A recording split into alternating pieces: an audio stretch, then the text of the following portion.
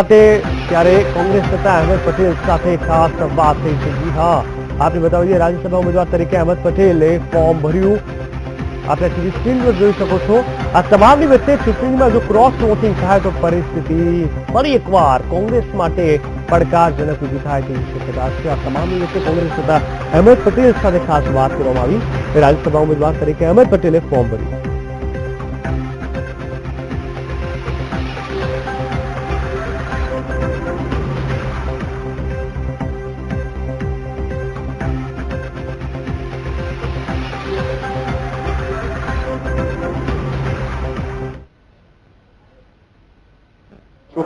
પટેલ સાહેબ, ખાસ કરીને જે રીતે તમે રાજ્યસભાનું આજે ફોર્મ ભર્યું છે, જે રીતે પરિસ્થિતિ પ્રેસિડેન્શિયલ ઇલેક્શનમાં થઈ હતી, લાગે છે કે ક્રોસ વોટિંગનો પ્રશ્ન આવશે? નથી લાગતું એનું પુનરાવર્તન થશે, નથી લાગતું।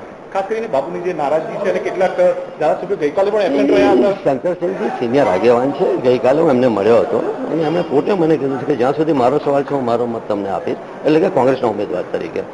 અને હું નથી માનતો કે એક સિનિયર આગેવાન છે અને એ જે એમણે કહે છે એમને નહીં માનવાનું કોઈ કારણ નથી મારી પાસે। ભાજપ 3 ઉમેદવાર ઉભે રાખવાની વાત ચાલી રહી છે। હા, તો લડે ને, એમાં શું વાંધો? આફ્ટર ઇટ ઇલેક્શન દર વખત તો જરૂર નથી કે સરવાનું માટે ઇલેક્શન થાય। એટલે કોંગ્રેસમાં જે સ્થિતિ સર્જાઈ છે તેનો લાભ ઉઠાવવાનો પ્રયત્ન ભાજપ કરશે? શક્ય છે, જો કંઈક કરશે માનો કે, કારણ કે એમને ખ્યાલ છે કે ત્રીજો ઉમેદવાર એમનો જીતી શકે એમ નથી, માનો કે ઉમેદવાર ઉભો રાખશે એનો અર્થ એમ થશે કે એમ જો નૈતિકતાની જગ્યાએ વાત કરતા હતા, અથવા એમની નૈતિકતાનું પ્રદર્શન એ જો ત્રીજો ઉમેદવાર જો ઉભો રાખશે તો એનાથી થશે। સંગઠનમાં કેટલીક જે જવાબદારીઓ હજુ પણ બાકી છે અને જે હોમવર્ક કરવાની જે ખાસ બાપુએ વાત કીધી હતી, ઉમેદવારો રાખવાની 6 મહિના પહેલા, ભરતભાઈ એમનો જવાબ આપશે।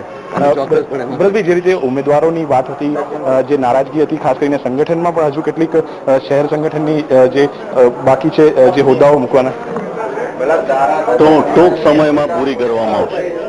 આભાર। તો ખાસ કરીને જે રીતે અહેમદ પટેલ અને જબરદસ્ત સોલંકી સાથે વાતચીત થઈ, તમામ જે પ્રશ્નો છે પ્રશ્નો દૂર થયા છે અને તેમને જે લાગી રહ્યું છે તે પ્રમાણે રાજ્યસભામાં જે છે તેમની જીત થશે। કેમેરામેન રમેશ ડોડિયા સાથે મેહુલ દેસાઈ, વીટીવી ન્યૂઝ, ગાંધીનગર। સમગ્ર માહિતી આપવા માટે તો ચોક્કસથી ફરી એકવાર કોંગ્રેસ માટે સ્થિતિ છે ને એ વિચારવા જેવી વાત છે કે જો ક્રોસ વોટિંગ થયું તો શું થશે। ક્યાંક ને ક્યાંક દિવસે ને દિવસે કોંગ્રેસ માટે પડકારો વધતા જતા જોવા મળી રહ્યા છે।